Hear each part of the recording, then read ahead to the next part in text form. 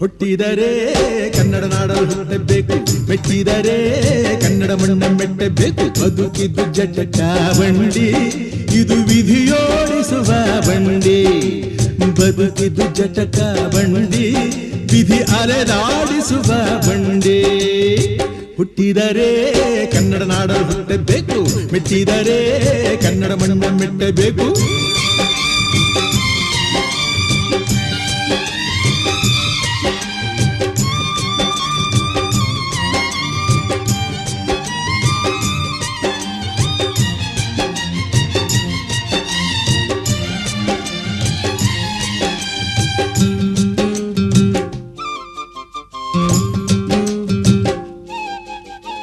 ಕಾಶಿಲಿ ಸ್ನಾನ